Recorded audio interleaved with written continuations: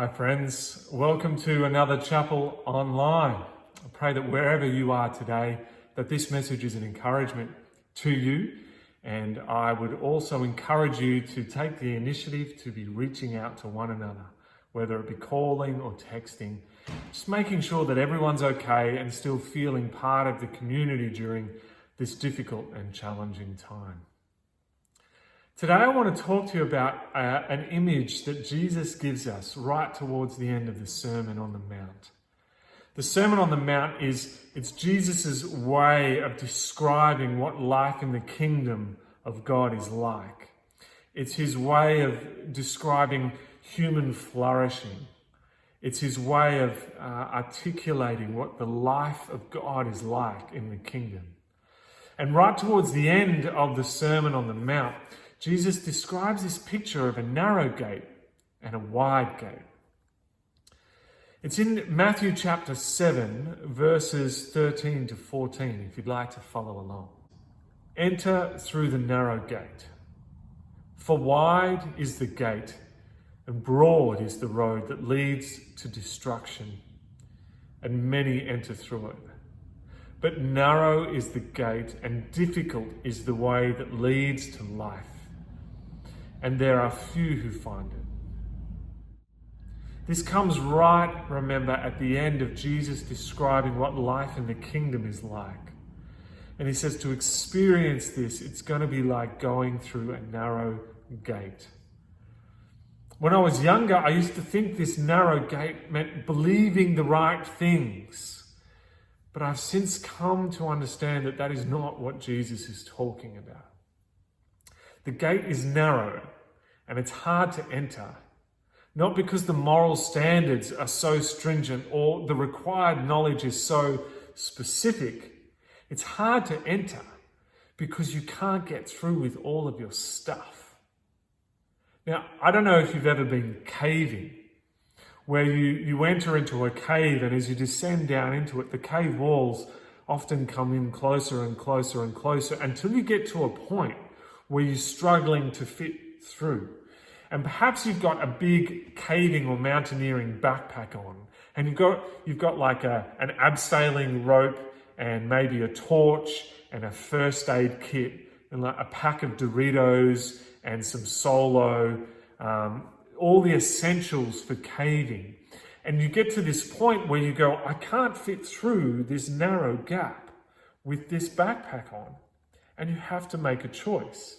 If you want to experience what's on the other side of this narrow passage, you have to take your backpack off.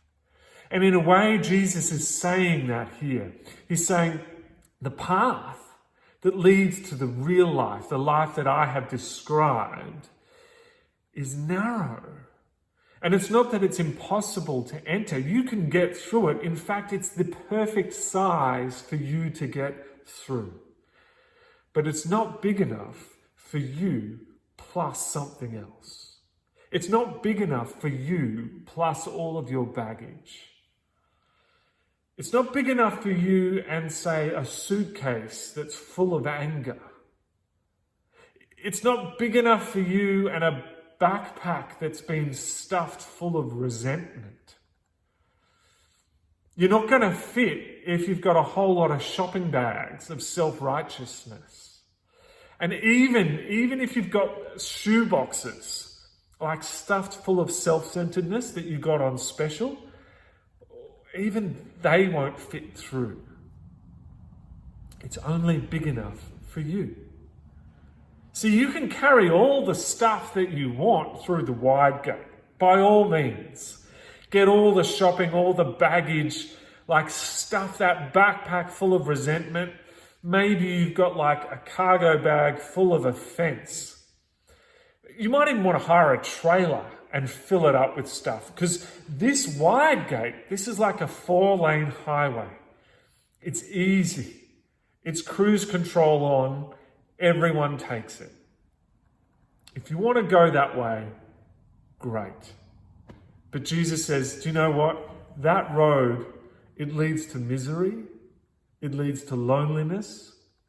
It leads to broken relationships. And ultimately, it leads to destruction. If you want to know what real life is, liberating life of Jesus, if you want to know what life in the kingdom with God is like, you're going to have to get rid of your stuff.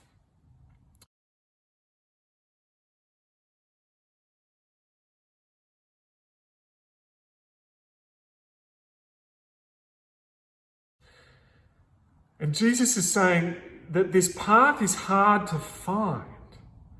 Okay, it's narrow, but why is it hard to find? Well, this narrow gate, right? This isn't specific knowledge. This way is in fact the way of Jesus. It's the teachings and the pattern and the lifestyle and the rhythm of Jesus. It's his way.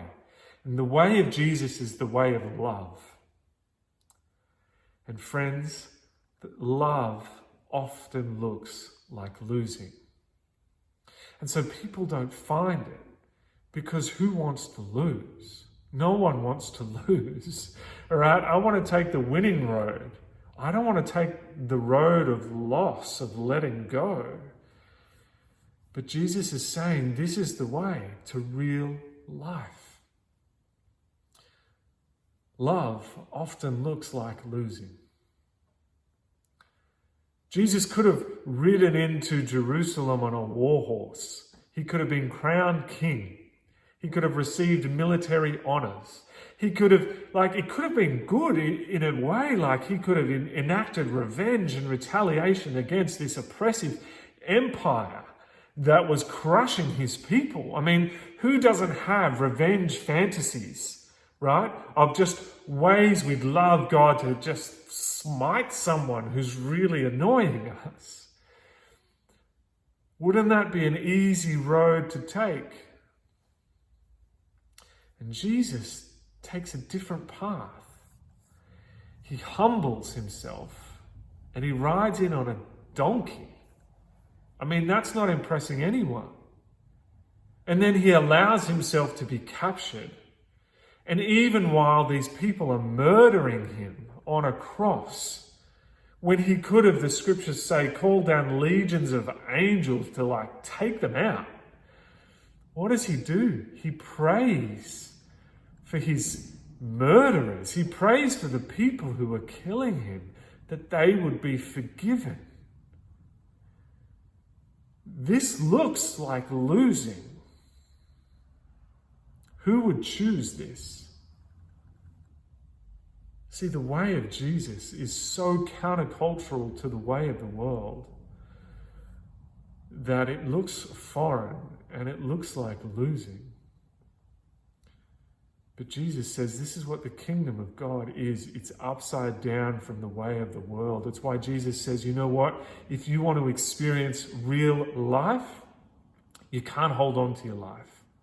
He says the one who holds on to their life, invariably they'll lose it. But the one who lets go of their life for my sake, well, they will find it. Jesus says, if you come after me, you're going to have to take up your cross. Because, friends, real love looks less like a Hollywood movie and it looks more like a cross. Jesus says, why would you get all of this stuff, right? All of this baggage. You could gain the whole world and forfeit the very essence of who you are. Why would you do that? There is going to come a time where you're going to have to make a decision. Are you going to let go of your baggage? And see, it's going to feel like losing, and it's going to feel, to start with, like dying even. Because some of you have been carrying your stuff for so long that you've grown accustomed to it. You know that backpack with offense and resentment that's so heavy? Well, you've actually adapted the way that you move and you walk according to its weight. So as you start to take it off, it's going to hurt and it's going to ache. And in some weird, perverse way, this stuff has been comforting you. And so to give it up, it's going to feel like losing. But Jesus is pretty clear. This is the path to life. And few people choose it. It's difficult and it's narrow. Because the way of Jesus is the way of love, and love feels like losing.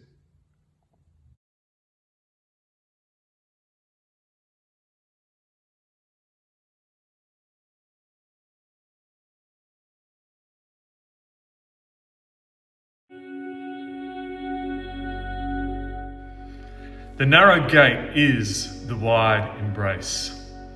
In Matthew 7:13-14, Jesus says, "Enter through the narrow gate, for wide is the gate and broad is the road that leads to destruction, and many enter through it. But small is the gate and narrow is the road that leads to life, and only a few find it." We often hear these words of Jesus and immediately think of exclusivity, don't we? That salvation is only for the few who believe the right things and say the right prayers and attend the right church. But if we take the whole Sermon on the Mount seriously, we discover something different. Jesus isn't talking about narrow beliefs. He's talking about a narrow way. It's a way of life. And paradoxically, it's this narrow way that opens us up to the widest embrace.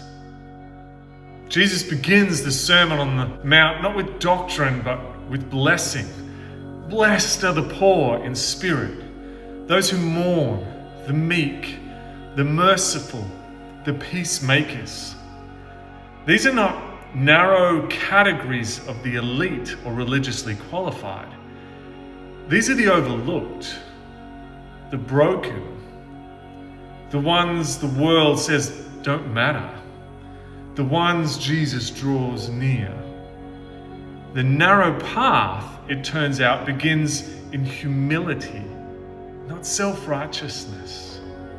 And then he goes further. He calls us to a radical way of living that confronts every instinct of self-protection and retaliation. Jesus says in Matthew 5, "You have heard it said, love your neighbor and hate your enemy. But I tell you, love your enemies and pray for those who persecute you." Now that's narrow. Not narrow in the sense of rigid dogma or theological hoops that you have to jump through, but narrow in the sense that few actually choose it. Few walk in this way of enemy love, of self-giving grace, of forgiveness without limit. It's not easy, but it is the way of life. Because here's the truth, friends. The wide road, the road that's easy and popular and well-paved, is the road of self-interest. It's the road of retribution and of judgment and of tribal belonging. It's the road that divides the world into us and them. And yes, many go that way, even religious people. Sometimes, especially religious people. But Jesus didn't come to reinforce our walls. He came to tear them down. The narrow gate is not the gate of exclusion. It's the gate of costly love. It's the cross-shaped way. The invitation, then, is not to adopt tighter boundaries. The invitation is to become more like God, who, as Jesus says, causes his sun to shine on the evil and the good. He sends his rain on the righteous and the unrighteous. This is the God who refuses to be confined by our boundaries, who welcomes the outcast, who eats with sinners, who touches lepers, who dies forgiving his enemies. So yes, the gate is narrow because grace is hard, but the embrace is wide because love makes room for all. If we want to walk this path, it will mean unlearning the easy road of judgment and rivalry. It will mean becoming poor in spirit, learning to mourn what is broken, and letting mercy shape our every step. But in the end, it leads to life. Not just life after death, but life here, now. A life freed from the burden of hate, lifted by the joy of peacemaking, and rooted in the love that cannot be shaken. So don't be afraid of the narrow way, friends. It may feel small at first, but like a seed, it grows into the widest welcome the world has ever seen. Because the narrow gate is the wide